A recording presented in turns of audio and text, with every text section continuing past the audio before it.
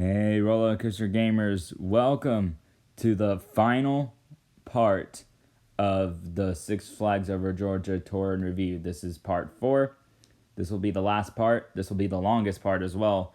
So we're going to go where we left off. We're going to leave Daredevil Dive and go down to what is probably my favorite section of the park, Gotham City. It's the last DC area of the park that we've been through. We went through DC Super Friends, the kids area, the Metropolis area where Superman is, and now we're going to Gotham City. This is like probably the best area of the park.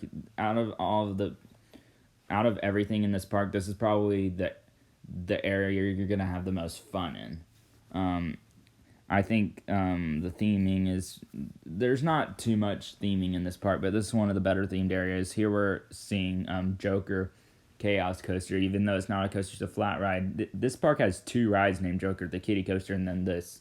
I rode it once. It gives good hang time when you get on the top of the loop, but the ride itself is like, the seat's kind of uncomfortable. It's just kind of meh. And then right next to it is Crime Wave, I believe, and it's a little swing ride. It's like a mini Sky Screamer. And also in this area is an old thing where you would go to and you'd watch them do stunts and stuff. They don't have it anymore, but they still have the building just standing there. So I wonder what they're going to do about it. So they also have here the Batmobile, because, they have Batman the Ride in this section of the park. Batman the Ride, probably one of the most famous roller coasters that Six Flags Over Georgia, that's any Six Flags park. Pretty much, the majority of them have a Batman the Ride clone. The original one opened at Great America in Illinois, and it was actually the first ever inverted coaster. It was the first coaster to where you are suspended under the track to go upside down. And this one is not my favorite inverted coaster that I've ridden. I've ridden Raptor at Cedar Point, Afterburner at Carowinds. All those are better, probably. Even Dragon Challenge at Universal, which they tore down. Fun fact, that's the only 2 sets of B&Ms to have been torn down. So Batman the Ride is pretty good. It's really intense. It's a parking lot coaster, so going up the lift hill, I think the PV is going to come soon. When you're going up the lift hill, what I like to do is I like to count how many sport cars I see in the parking lot before we get to the drop, as like a little game as we're going up the lift hill, because it's right on the parking lot. And right there you're seeing Harley Quinn's Spinsanity. It's like a fair type of ride. And Batman, the first half is pretty intense. Like the first 2 vertical loops and then the 0G roll in between them are awesome. Here's the POV theme park review. Give them a good shout out here for doing all these POVs. So there's the 0G roll. The 0G roll is probably the best part. There's the second loop, and then the second half is not as good because the corkscrews here, if you're not prepared for them, then they could cause you to bang your head into the side of the restraint. If you've ridden it a lot like me and you know how to ride it, then it's a bit more tolerable. But if it's your first time riding and you're not prepared for that, you could hit your head. So be aware of that.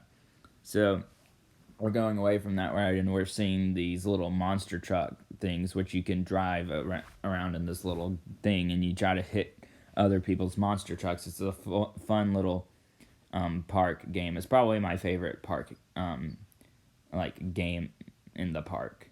It's really cool. It's competitive and everything.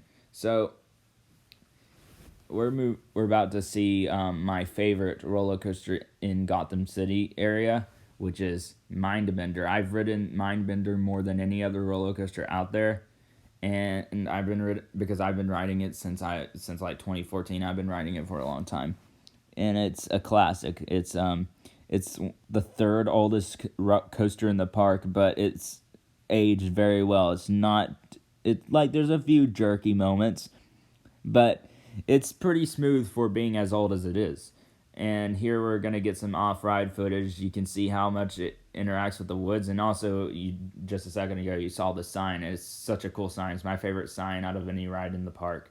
You can see it has 2 vertical loops, which are pretty forceful, and it goes around through the trees and everything. It has a mini waterfall next to it out here. And both this and Batman are right next to the back parking lot. Remember, I was talking about the back parking lot earlier? Yeah, these are next to that one. So there you see it going through the loop, and then it goes through a tunnel there. And then we're going to see an on-ride POV of it, which I'm going to be quiet so we can let Rob Alley of Theme Park Review talk. Enjoy this POV.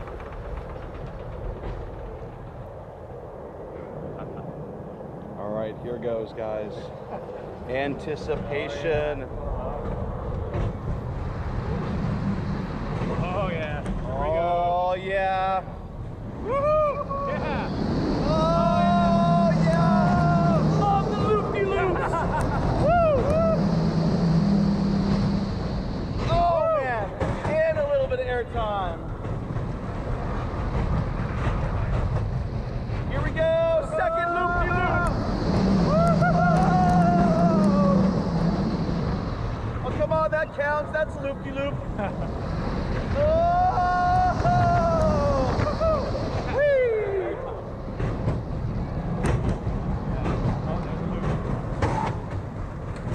All right, here we go. Third loop-de-loop.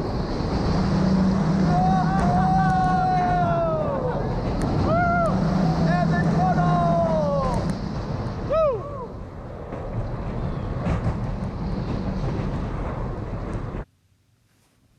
So that was the end of the POV. Thanks to props to Rob Alley of Theme Park Review. So we're leaving Gotham City right now, and we're gonna head to the last roller coaster in this tour to get back to the front of the park, which is Georgia Scorcher. It's a B&M stand-up coaster. But before we get to that, we're gonna go through this nice shaded area kind of thing that you go through to get to there. It's nice. So now we are getting on to Georgia Scorcher, this last roller coaster for this tour. It's right at the front. If you park in the back parking lot, you have to walk around this coaster to get to the front. And yeah, it's a lot of fun. It was the second B&M to open at the park, and I think it's one of the most underrated coasters I've ridden. It's probably a top 4 ride in this park, in my opinion, if not top 5. I think it's I've only ridden 2 stand-up coasters, and this one's certainly a lot better than the other one I rode, which is Vortex at Carowinds. But I think this is an underrated ride. It's really fun, and here you see it has red track. The POV is going to be yellow, and it's really fun. It's certainly a lot better than this piece of garbage. So here's the POV from Theme Park Review. Enjoy. This is back when it had yellow track. All right, ready, everybody? Here we go. Straight down into the loop-de-loop. Oh, loop-de-loop. Oh, I love it. Woo-hoo. Oh, yeah. Woo. Oh, man, such a fun, twisty layout. Here we go. Twisty. And here we go. Upside down.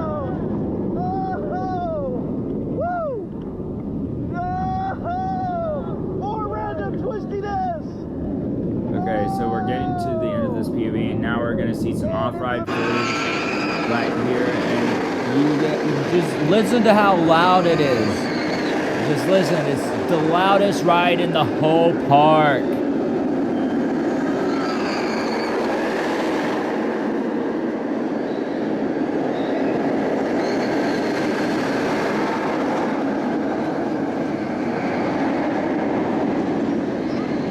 So that's it for Georgia Scorcher, the last roller coaster there. But there's one more ride before we go, and that's Log Jamboree. That's a classic log flume that's been at the park since the park opened. It's one of the oldest rides here, and it's a fun log flume. I hope they don't remove it. I think it's probably my personal favorite water ride in the park, if not Thunder River. I kind of almost forgot that Splash Waterfall is closed, so there's no need in talking about it anymore, right? So we're getting to the front of the park, and this, before we get to there, we're going to pass, like, the classic place in any amusement park, and that's the funnel cake stand. Like, you go to an amusement park, you have to get the funnel cakes. Like, you have to. That is a requirement. Again, the pitchforks, torches. It's a must. So that's gonna be it for this tour of Six Flags Over Georgia. I hope you enjoyed this series, and the next park should be Carowinds or Dollywood. I'll have to think about which one I'm doing next, but you'll expect to see one of those two next for this. So that's gonna be it for this. Peace out, roller coaster gamers. See you in the next video or whatever I'm doing. Bye.